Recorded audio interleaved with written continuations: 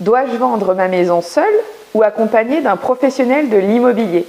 Bonjour, je suis Audrey Guinet, votre conseillère immobilier sur le secteur de Chasseneuil-du-Poitou et Saint-Georges-les-Baillargeaux.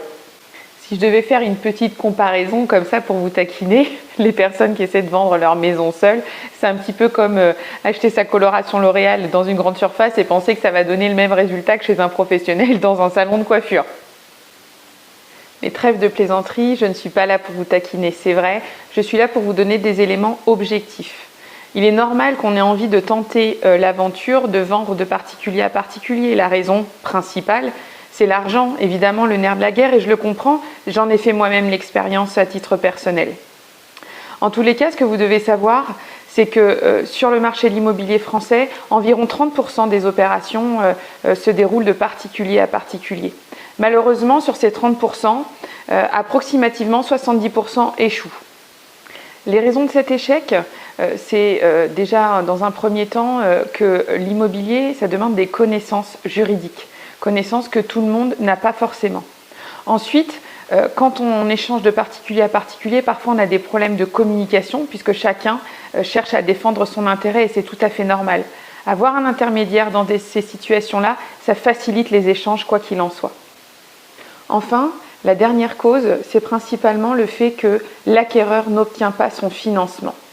Et ça, effectivement, ce n'est pas quelque chose que vous pouvez prévoir à l'avance si la personne n'a pas fait les démarches avant de signer un compromis. Et croyez-moi que ces situations-là, elles font perdre beaucoup de temps et à l'acquéreur et au vendeur. Alors finalement, quel est l'intérêt d'avoir recours à un professionnel de l'immobilier ?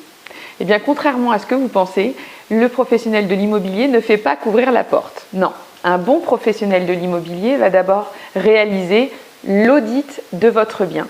L'audit, c'est pouvoir déterminer la totalité des surfaces de chaque pièce, les avantages, les inconvénients de votre bien, le système de chauffage, etc.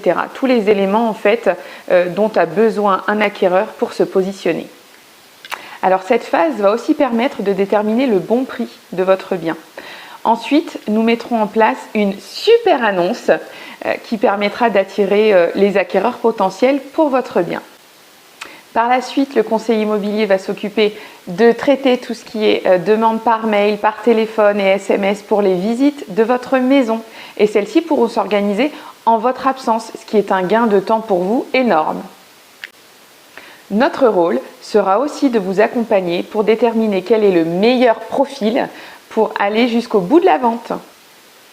Et donc, aller au bout de la vente, c'est aussi vous accompagner dans la démarche de l'acquéreur du financement de votre bien immobilier afin d'avoir une certitude avant même la signature du compromis que l'acquéreur est solvable et est en capacité d'acheter votre bien. Enfin, le professionnel de l'immobilier vous accompagnera jusqu'à la signature définitive chez le notaire. N'oubliez pas que le professionnel de l'immobilier a un réseau et ce réseau, vous en avez besoin aussi avec des diagnostiqueurs qui vont vous permettre de faire les diagnostics avant la mise en vente de votre bien, mais aussi un super courtier qui va permettre de déterminer si l'acquéreur potentiel est en capacité d'acheter votre bien et enfin, un notaire au top, réactif, qui permettent de réaliser des compromis dans des délais raisonnables et une vente dans les meilleures conditions pour tout le monde. Et voilà mes chers vendeurs, j'espère que je vous ai donné suffisamment d'informations pour vous permettre de choisir vous-même si vous souhaitez travailler de particulier à particulier ou accompagné d'un professionnel. Si vous avez des questions, n'hésitez pas à les mettre dans la barre de commentaires ou à m'envoyer un message privé auquel je répondrai avec plaisir. Et enfin, si vous voulez bien me laisser un petit like pour me dire que vous avez apprécié cette vidéo et m'encourager à vous partager de nouveaux contenus, ce sera avec grand plaisir.